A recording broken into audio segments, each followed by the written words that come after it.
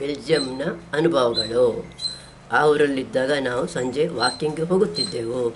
ರಸ್ತೆಯಲ್ಲಿ ಮರಗಿಡಗಳ ಮೇಲೆಲ್ಲ ನೀರು ಗಟ್ಟಿಯಾಗಿ ಅದು ಬಿಳಿಬಿಳಿಯಾಗಿ ಕಾಣಿಸುತ್ತಿತ್ತು. ನಾನು ಸೀರೆಯ ಮೇಲೆ ಸ್ವೆಟರ್ ಹಾಕಿ ಅದರ ಮೇಲೆ ಓವರ್ ಕೋಟು, ಕಾಲಿಗೆ ಸಾಕ್ಸು, ಶೂಸ್ ಹಾಕಿಕೊಳ್ಳುತ್ತಿದ್ದೆ. ಆದರೂ ಚಳಿಯಾಗುತ್ತಿತ್ತು. ಶಂಕರ ಭಟ್ಟರು ಈ ಊರಿಗೆ ಬರುವಾಗ ಇಲ್ಲಿ ಬೇಸಿಗೆ ಕಾಲವಿತ್ತು. ಆಗ ರಾತ್ರಿ 10 ಗಂಟೆ ತನಕವೂ ಸೂರ್ಯನ ಬಿಸಿಲು ಇರುತ್ತಿತ್ತಂತೆ. ನಾನು ಬಂದ ಸಮಯ ಚಳಿಗಾಲ. ಸಂಜೆ 5 ಗಂಟೆಗೆ ಕತ್ತಲಾಗುತ್ತಿತ್ತು. ಸೈಕಲ್ ತಯಾರಿಕೆಗೆ ಮತ್ತು ಬಳಕೆಗೆ ಬೆಲ್ಜಿಯಂ ಹೆಸರುವಾಸಿಯಾಗಿದೆ. ಶಾಲೆಗೆ ಹೋಗುವ ಮಕ್ಕಳು, ಶಿಕ್ಷಕರು, ಶಿಕ್ಷಕಿಯರು ಮತ್ತು ಊರ ಜನರು, ಸಾಮಾನು ತರಲು ಹೋಗುವ ಹೆಂಗಸರು, ಮುದುಕರು, ಮುದುಕಿಯರು ಸೈಕಲ್ನಲ್ಲಿ ಹೋಗಿ ಬರುತ್ತಾರೆ. ಸೈಕಲ್ ಓಡಿಸುವವರಿಗಾಗಿ ರಸ್ತೆಯ ಬದಿಯಲ್ಲಿ ಪ್ರತ್ಯೇಕವಾದ ದಾರಿ ಇದೆ. ಈ ದಾರಿಯನ್ನು ಫುಟ್ಪಾತ್ಗಿಂತ ಸ್ವಲ್ಪ ಹೆಚ್ಚು ಕೆಂಪಾಗಿರುವ ಟೈಲ್ಸಿನಿಂದ ತಯಾರಿಸಿರುತ್ತಾರೆ.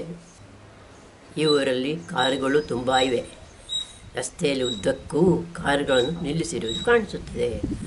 ಅಕ್ಟೋಬರ್ 20ನೇ ತಾರೀಕಿಗೆ ಈ ನಾಡಿನಲ್ಲಿ ಸಮಯವನ್ನು 1 ಗಂಟೆ ಹಿಂದಕ್ಕೆ ಇಡುತ್ತಾರೆ. ಈ ಸುದ್ದಿಯನ್ನು 20ನೇ ತಾರೀಕಿನಿಂದಲೇ ರೇಡಿಯೋ, ಟಿವಿ ಮತ್ತು ಸುದ್ದಿ ಹಾಳೆಗಳ ಮೂಲಕ ಜನರಿಗೆ ತಿಳಿಸಿರುತ್ತಾರೆ. ಆಮೇಲೆ ಮುಂದಿನ ವರ್ಷ ಏಪ್ರಿಲ್ ತಿಂಗಳಲ್ಲಿ ಗಡಿಯಾರವನ್ನು 1 ಗಂಟೆ ಮುಂದಕ್ಕೆ ಇಡಲು ತಿಳಿಸುತ್ತಾರೆ. ಸೂರ್ಯ ಮೂಡುವ ಮತ್ತು ಮುಳುಗುವ ಸಮಯ ಈ ದೇಶದಲ್ಲಿ ತುಂಬ ಹೆಚ್ಚು ಕಡಿಮೆ ಆಗುತ್ತಿರುವುದೇ ಇದಕ್ಕೆ ಕಾರಣ. 20ನೇ ತಾರೀಕಿನಂದು ಬೆಳಿಗ್ಗೆ ನಾವು ಎಂದಿನಂತೆ 4:30ಕ್ಕೆ ಎದ್ದವರು ನಮ್ಮ ವಾಚನ್ನು 3:30ಕ್ಕೆ ತಿರುಗಿಸಿದೆವು. ಆಮೇಲೆ ಯಾವಾಗಿನ ಏಳುವ ಸಮಯವಾಗಿರಲಿಲ್ಲ ಎಂದು ಬೆಚ್ಚಗೆ ಹೊದ್ದುಕೊಂಡು ಮಲಗಿದೆವು.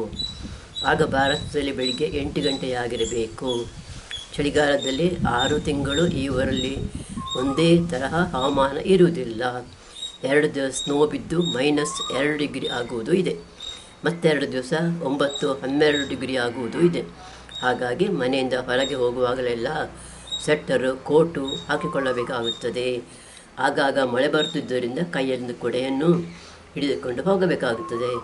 ಆದರೆ ಆ ಮಳೆ ಬಂದು ಕಾಲು ಇಲ್ಲವೇ ಅರ್ಧ ಗಂಟೆಯಲ್ಲಿ ನಿಂತು ಬಿಡುತ್ತದೆ. ಆಂಟ್ವರ್ಪಿನಲ್ಲಿ ತುಂಬ ಮಂದಿ ಗುಜರಾತಿನವರು ಇದ್ದಾರೆ. ಅವರಿಗೆ ಹೆಚ್ಚಿನವರು ವಜ್ರದ ವ್ಯಾಪಾರಿಗಳು. ಅವರದ್ದೇ ಒಂದು ಕೂಟವೂ ಇದೆ. ಆ ಕೂಟದವರು ಒಂದು ಹೈಸ್ಕೂಲ್ ನಡೆಸುತ್ತಿದ್ದಾರೆ ಮತ್ತು ಇಂಗ್ಲೀಷ್ನಲ್ಲಿ ಒಂದು ಮಾಸಪತ್ರಿಕೆಯನ್ನು ಪ್ರಕಟಿಸುತ್ತಿದ್ದಾರೆ. ಅಲ್ಲಿ ಭಾರತದ ಅಧ್ಯಯನ ಕೇಂದ್ರದ ಅಧ್ಯಕ್ಷರು ಭರತ್ ಶಾ ಅವರು ನಮ್ಮನ್ನು ಒಂದು ದಿವಸ ಪರಿಚಯ ಮಾಡಿಸಿಕೊಳ್ಳಲು ಕರೆದಿದ್ದರು. ಅದರಂತೆ ನಾವು ಒಂದು ಸಂಜೆ ಅವರಲ್ಲಿಗೆ ಹೋಗಿದ್ದೆವು. ಭರತ್ ಶಾ ಮತ್ತು ಅವರ ಗೆಳೆಯರು ಅಲ್ಲಿದ್ದರು. ಅವರು ಮಾಸಪತ್ರಿಕೆಗೆ ಒಂದು ಲೇಖನವನ್ನು ಅವರ ಫೋಟೋ ಸಹಿತ ಕೊಡಬೇಕೆಂದು ಕೇಳಿಕೊಂಡರು. ಅವರ ಜೊತೆ ನಾವು ಸ್ವಲ್ಪ ಹೊತ್ತು ಇದ್ದು ಅವರು ಕೊಟ್ಟ ದ್ರಾಕ್ಷಿ ಹಣ್ಣಿನ ಜ್ಯೂಸ್ ಕುಡಿದು ಹೊರಟೆವು. ಆಗ ಭರತ್ ಶಾ, ಇನ್ನೊಮ್ಮೆ ಬನ್ನಿ, ಆಗ ನಿಮಗೆ ವಜ್ರವನ್ನು ಹೇಗೆ ತುಂಡರಿಸುತ್ತೇವೆ ಎಂಬುದನ್ನು ತೋರಿಸುತ್ತೇವೆ ಎಂದು ಹೇಳಿದರು. ಆದರೆ ನಮಗೆ ಅವರನ್ನು ಕಾಣಲು ಇನ್ನೊಮ್ಮೆ ಹೋಗಲು ಸಾಧ್ಯವಾಗಲಿಲ್ಲ. ನಾವಿದ್ದ ಮನೆಯಲ್ಲಿ ತುಸು ದೂರದಲ್ಲಿರುವ ಬಿಸ್ಟ್ ಶಾಪಿಂಗ್ ಸೆಂಟರ್ನಲ್ಲಿ ಕೆಲವು ಸಲೂನುಗಳಿದ್ದವು. ಶಂಕರ ಭಟ್ಟರು ಒಮ್ಮೆ ಅಲ್ಲಿನ ಒಂದು ಸಲೂನಿಗೆ ಕ್ಷೌರ ಮಾಡಿಸಿಕೊಂಡು ಹೋಗಿದ್ದರಂತೆ. ಅಲ್ಲಿ ಸಾಮಾನ್ಯವಾಗಿ ಹೆಂಗಸರು ಕ್ಷೌರ ಮಾಡುವ ಕೆಲಸದಲ್ಲಿ ಇರ್ತಾರಂತೆ. ನನ್ನ ಪತಿಯನ್ನು ನೋಡಿ ಅಲ್ಲಿದ್ದಾಕೆ ಮೊದಲು ನಿಮ್ಮ ತಲೆ ತೊಳೆಯುತ್ತೇನೆಂದು ಹೇಳಿದಳಂತೆ. ಅಲ್ಲಿ ವಾಶ್ ಬೇಸಿನ್ ಹತ್ತಿರ ತಲೆ ಬಗ್ಗಿಸಿ ಕುಳಿತರೆ ಅವರು ನಿಮ್ಮ ತಲೆ ತೊಳೆಯುತ್ತಾರೆ. ಇವರು ನನ್ನ ತಲೆಯನ್ನು ತೊಳೆಯೋದು ಬೇಡ, ನಾನು ದಿನ ತಲೆಗೆ ಸ್ನಾನ ಮಾಡುತ್ತೇನೆ, ಹಾಗಾಗಿ ತಲೆ ಕೂದಲು ಕಟ್ ಮಾಡಿದರೆ ಸಾಕು ಎಂದು ಹೇಳಿದರಂತೆ. ಆಮೇಲೆ ಅವಳು ಶುಭ್ರವಾದ ಬಟ್ಟೆಯನ್ನು ಕುತ್ತಿಗೆ ತನಕ ಹೊದಿಸಿ ಕ್ಷೌರ ಮಾಡಿದಳಂತೆ. ಆಮೇಲೆ ಅವಳು ಹೇಳಿದಂತೆ 350 ಫ್ರ್ಯಾಂಕ್ ಮತ್ತು 50 ಫ್ರ್ಯಾಂಕ್ಸ್ ಟಿಪ್ಸ್ ಕೊಟ್ಟು ಹೊರಗೆ ಬಂದರಂತೆ. ಇನ್ನು ಮುಂದೆ ಆ ಊರಲ್ಲಿ ಕ್ಷೌರ ಮಾಡಿಸಿಕೊಳ್ಳುವುದೇ ಬೇಡ ಎಂದು ಅವರು ಆಮೇಲೆ ಸಲೂನಿನ ಕಡೆ ಹೋಗಲೇ ಇಲ್ಲ. 3 ತಿಂಗಳ ಬಳಿಕ ಭಾರತಕ್ಕೆ ಬಂದ ಮೇಲೆ ಅವರು 15 ರೂಪಾಯಿ ಕೊಟ್ಟು ಪುತ್ತೂರಿನಲ್ಲಿ ಕ್ಷೌರ ಮಾಡಿಸಿಕೊಂಡರು.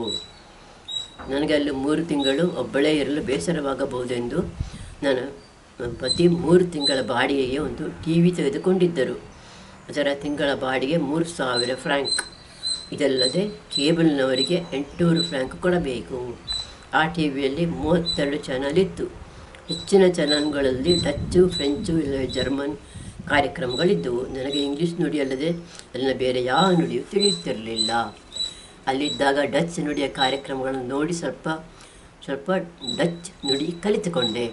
ಅಲ್ಲಿನ ಆಟದ ಕಾರ್ಯಕ್ರಮವೆಂದರೆ football, tennis, volleyball, car race ಮತ್ತು ಬಾಕ್ಸಿಂಗು ಇತ್ತು.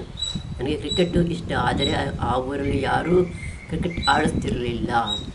ಟೆನ್ನಿಸ್ ಮ್ಯಾಚ್ ನೋಡಲು ಕೂಡ ನಾನು ಇಷ್ಟಪಡುತ್ತಿದ್ದೆ.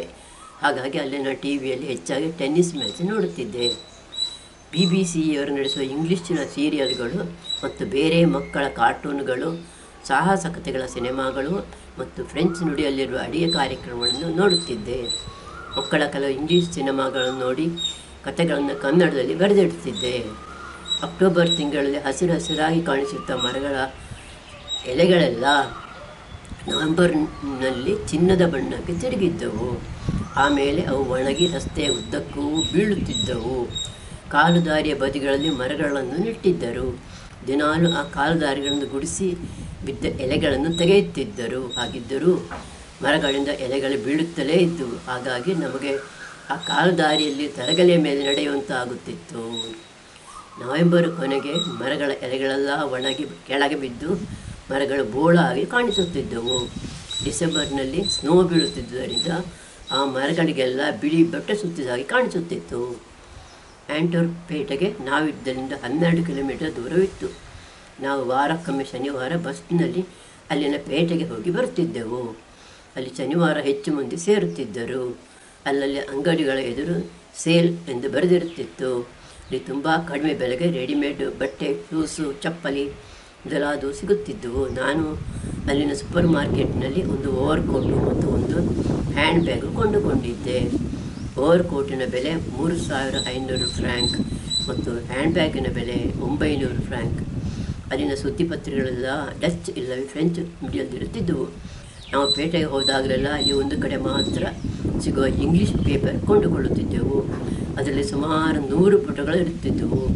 ಅದರೊಂದಿಗೆ 40-50 ಪುಟಗಳ ಜಾಹೀರಾತು ಇರುತ್ತಿದ್ದವು. ಒಂದು ಶನಿವಾರ ನಾವು ಆಂಟ್ವರ್ಪ್ ಬಂದರಿಗೆ ಹೋಗಿದ್ದೆವು. ಅಲ್ಲಿ ನಿಂತಿರುವ ಹಡಗುಗಳನ್ನು ನೋಡಲು ಮೋಟಾರ್ ಬೋಟ್ ಸರ್ವಿಸ್ ಇತ್ತು. ಬೆಳಿಗ್ಗೆ 10 ಗಂಟೆಯಿಂದ 3 ಗಂಟೆ ತನಕ ಆ ಬೋಟ್ ಸಮುದ್ರದಲ್ಲಿ ಸುತ್ತಲೂ ತಿರುಗಾಡಿ ಬರುತ್ತಿತ್ತು. ಆದರೆ ನಾವು ಅಲ್ಲಿಗೆ ಹೋಗುವಾಗ ತಡವಾದುದರಿಂದ ನಮಗೆ ಬೋಟ್ ರೈಡ್ ಮಾಡಲು ಆಗಲಿಲ್ಲ. ಇನ್ನೊಂದು ಶನಿವಾರ ನಾವು ಅಲ್ಲಿನ ಮೃಗಾಲಯ ನೋಡಲು ಹೋಗಿದ್ದೆವು. ಅಲ್ಲಿ ಒಳಗೆ ಹೋಗಲು 435 ಫ್ರ್ಯಾಂಕ್ ಕೊಡಬೇಕು. ನಾವು 2 ಟಿಕೆಟ್ ಕೊಂಡುಕೊಂಡು ಒಳಗೆ ಹೋದೆವು. ಭಾರತದ ಮೃಗಾಲಯದ ಹಾಗೆ ಅಲ್ಲಿ ನಾನಾ ಜಾತಿಯ ಪ್ರಾಣಿಗಳಿದ್ದವು. ಒಂದು ಕಡೆ ಡಾಲ್ಫಿನ್ ಶೋ ನಡೆಯುತ್ತಿತ್ತು. ಶೋ ನೋಡಲು ಬೇರೆ ಟಿಕೆಟ್ ತೆಗೆದುಕೊಂಡು ಒಳಗೆ ಹೋದೆವು. ಡಾಲ್ಫಿನ್ ಆಟ ತುಂಬ ಚೆನ್ನಾಗಿತ್ತು. ಅವರು ಒಂದು ದಿನದಲ್ಲಿ 3 ಆಟ ತೋರಿಸುತ್ತಾರೆ. ಒಂದು ಆಟ 1 ಗಂಟೆ ಹೊತ್ತು ಇರುತ್ತದೆ. ಡಾಲ್ಫಿನ್ ಆಟ ಅಲ್ಲದೆ ಅಲ್ಲಿ ಪೆಂಗ್ವಿನ್ ಆಟವೂ ಇತ್ತು.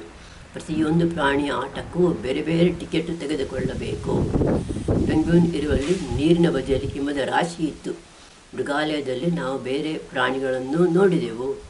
ಕೋತಿಗಳ ಹಾರಾಟ ನೋಡಲು ಚೆನ್ನಾಗಿತ್ತು. ಅವುಗಳಿಗಾಗಿ ಒಂದು ಉಯ್ಯಾಲೆಯನ್ನು ಕಟ್ಟಿದ್ದರು. ಶಂಕರ್ ಭಟ್ಟರಿಗೆ ಯಾವ ಊರಿಗೆ ಯಾವ ದೇಶಕ್ಕೆ ಹೋದರೂ ಅಲ್ಲಿನ ಪ್ರವಾಸ ಜಾಗಗಳಿಗೆ ಹೋಗಿ ನೋಡುವ ಕುತೂಹಲವಿರಲಿಲ್ಲ. ಅವರ ಮನಸ್ಸಿನಲ್ಲಿ ಯಾವಾಗಲೂ ಸಂಶೋಧನೆ ಒಂದೇ ಇರುತ್ತಿತ್ತು.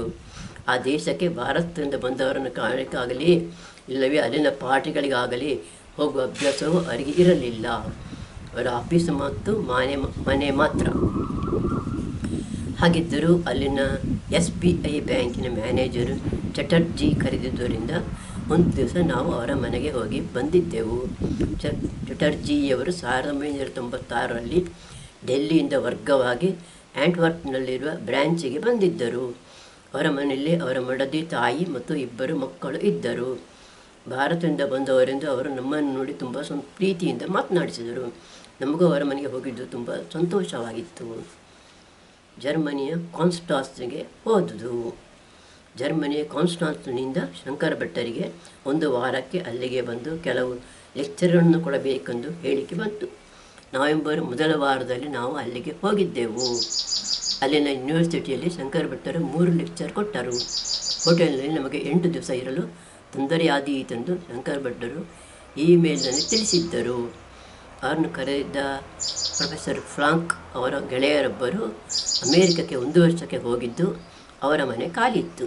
ಹಾಗಾಗಿ ಪ್ರೊಫೆಸರ್ ಫ್ರಾಂಕ್ ಅವರು ತಮ್ಮ ಗೆಳೆಯರಿಗೆ ಫೋನ್ ಮಾಡಿ ನಮಗೆ 1 ವಾರ ಇರಲು ಆ ಮನೆಯನ್ನು ಕೊಡಬೇಕೆಂದು ಕೇಳಿಕೊಂಡಿದ್ದರು. ಅವರು ಸಂತೋಷದಿಂದ ಒಪ್ಪಿಕೊಂಡಿದ್ದರಂತೆ. ಹಾಗಾಗಿ ನಾವು ಕಾನ್ಸ್ಟಾನ್ಸ್ಗೆ ಬಂದೊಡನೆ ಪ್ರೊಫೆಸರ್ ಫ್ರಾಂಕ್ ಅವರು ನಮ್ಮನ್ನು ಅವರ ಕಾರಿನಲ್ಲಿ ಆ ಮನೆಗೆ ಕರೆದುಕೊಂಡು ಹೋದರು. ಆ ಊರಿನಲ್ಲಿದ್ದ 1 ವಾರ ನಮಗೆ ಆ ಮನೆಯಲ್ಲಿ ಅಡಿಗೆ, ಊಟ ಮತ್ತು ಸ್ನಾನಕ್ಕೆ ಏನೂ ತೊಂದರೆ ಆಗಿರಲಿಲ್ಲ. ಸೂಪರ್ ಮಾರ್ಕೆಟ್ಟು ಹತ್ತಿರ ಇದ್ದುದರಿಂದ ನನಗೆ ಎಷ್ಟು ಬೇಕೋ ಅಷ್ಟು ಸಾಮಾನು ತಂದು ಅಡಿಗೆ ಮಾಡುತ್ತಿದ್ದೆವು. ಶಂಕರ ಭಟ್ಟರು ಯೂನಿವರ್ಸಿಟಿಗೆ ಬಸ್ಸಿನಲ್ಲಿ ಹೋಗಿ ಬರುತ್ತಿದ್ದರು. ಆ ಊರಿನ ಭಾಷೆ ಜರ್ಮನ್. ನಮಗೆ ಜರ್ಮನ್ ತಿಳಿಯುತ್ತಿರಲಿಲ್ಲ, ಆದರೆ ಅಲ್ಲಿ ಹೆಚ್ಚಿನವರಿಗೂ ಇಂಗ್ಲೀಷ್ ತಿಳಿಯುತ್ತಿತ್ತು. 1 ವಾರ ನಾವು ಆ ಊರಲ್ಲಿ ಕಳೆದೆವು. ವಿವರಗಳನ್ನೆಲ್ಲ ನಾನು ನನ್ನ ಬೆಲ್ಜಿಯಂ ಪ್ರವಾಸ ಎಂಬ ಪುಸ್ತಕದಲ್ಲಿ ಬರೆದಿದ್ದೇನೆ. ಅಲ್ಲಿಂದ 8ನೇ ತಾರೀಕಿಗೆ ಆ್ಯಂಟ್ವರ್ಪ್ಗೆ ಹಿಂದಿರುಗಿದೆವು. ನಾವು ಅಲ್ಲಿಂದ ಹಿಂದಿರುಗುವ ಹಿಂದಿನ ದಿವಸ ಪ್ರೊಫೆಸರ್ ಫ್ರಾಂಕ್ ಅವರು ನಾವಿದ್ದ ಮನೆಗೆ ಬಂದಿದ್ದರು. ಮೊದಲನೇ ಬೆಳಿಗ್ಗೆ 8:15 ಗಂಟೆಗೆ ಬಂದು ನಾನು ನಿಮ್ಮನ್ನು ಕಾರಿನಲ್ಲಿ ರೈಲ್ವೆ ಸ್ಟೇಷನ್ನಿಗೆ ಕರೆದುಕೊಂಡು ಹೋಗುತ್ತೇನೆ ಎಂದು ಹೇಳಿದರು. ಶಂಕರ ಭಟ್ಟರು, ನೀವು ಅಷ್ಟು ಬೇಗ ಎದ್ದು ಬರುವುದು ಬೇಡ, ನಾವು ಬಸ್ನಲ್ಲಿ ಹೋಗುತ್ತೇವೆ ಎಂದು ಹೇಳಿದರು. ಆದರೆ ನನ್ನ ಪತಿ ಹೇಳಿದ ಮಾತನ್ನು ಅವರು ಕೇಳಲಿಲ್ಲ. ನಾನು ಬಂದು ಕರೆದುಕೊಂಡು ಹೋಗುತ್ತೇನೆ ಎಂದು ಹೇಳಿದರು. ಆಮೇಲೆ ನಾವು ಒಪ್ಪಿದೆವು. 8ನೇ ತಾರೀಕಿಗೆ ಬೆಳಿಗ್ಗೆ ತಿಂಡಿ ತಿಂದು ಮನೆಯನ್ನೆಲ್ಲ ಸ್ವಚ್ಛ ಮಾಡಿ ನಾವು ಆ ಮನೆಗೆ ಬಂದಾಗ ಹೇಗಿತ್ತು ಹಾಗೆ ಇರಿಸಿ ಸ್ನಾನ ಮುಗಿಸಿ ತಯಾರಾದೆವು. ಪ್ರೊಫೆಸರ್ ಫ್ರಾಂಕ್ ತಮ್ಮ ಕಾರಿನಲ್ಲಿ ಬಂದರು. ಶಂಕರ ಭಟ್ಟರು ಮನೆಯ ಕೀಯನ್ನು ಅವರ ಕೈಯಲ್ಲಿ ಕೊಟ್ಟು, ಆ ಮನೆ ನಮಗೆ 1 ವಾರಕ್ಕೆ ಸಿಗುವ ಹಾಗೆ ಮಾಡಿದ್ದಕ್ಕೆ ತುಂಬ ಥ್ಯಾಂಕ್ಸ್ ಎಂದು ಹೇಳಿದರು. ಆಮೇಲೆ ನಾವು ಅವರೊಂದಿಗೆ ಅವರ ಕಾರಿನಲ್ಲಿ ರೈಲ್ವೆ ಸ್ಟೇಷನ್ನಿಗೆ ಹೋದೆವು. ಆ ದಿವಸ ಅಲ್ಲಿ 6 ಡಿಗ್ರಿ ಚಳಿ ಇತ್ತು. ನಾವು ಶೂಸ್, ಸಾಕ್ಸ್, ಬೂಟ್ ಹಾಕಿಕೊಂಡಿದ್ದೆವು.